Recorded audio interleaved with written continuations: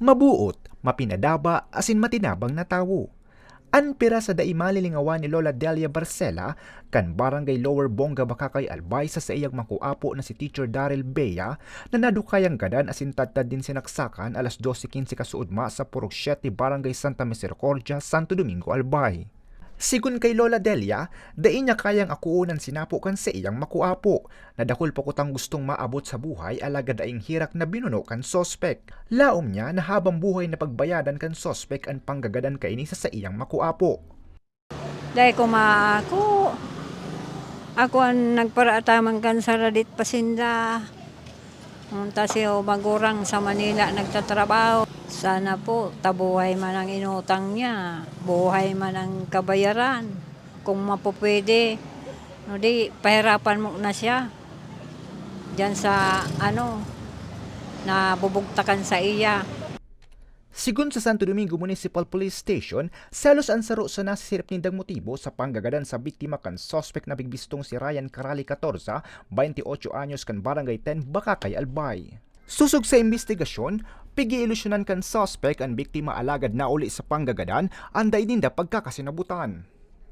Kasi ang usapan nila na namin sa na pupunta nga sa Legazpi para mamamasyal yata. Niyaya ng lalaki na mamasyal yung babae na para mamasyal.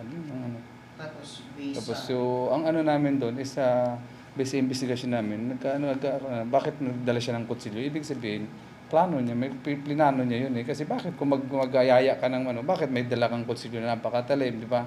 So, ibig sabihin, plano na niya na talaga yun na yung babae. Kasi tinanong ko yung kapatid, kung talaga bang sila na, sabi ng kapatid, nililigaw pa lang naman. Hindi nabasa naman namin yung mga conversation.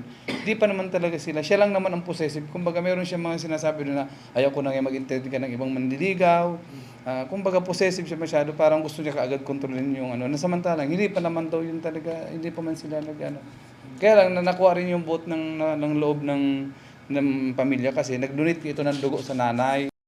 Sa tabang kan CCTV footage, tulos na nalakop sa hot pursuit operation ang suspect sa mismong residensya kaini alas 9:20 kasubanggi.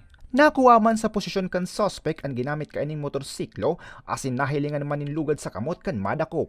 Nagpe-prepare kami nagmamadali kami na magkaroon ng makapile kasi nga is magbabagyo, so kailangan naman yan mapile ang kaso kasi baka maglaps pakalabas na naman yan.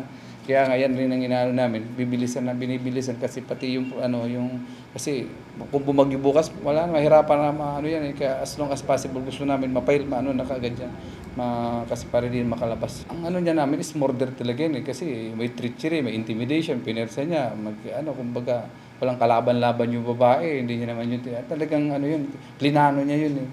Basado man sa impormasyon, dati nang nakulong ang suspect huli sa panggagadan sa sarong estudyante sa Tabaco City kan taong 2019 alagad nakaluwas sa kulungan makalis na makapagpiyansa.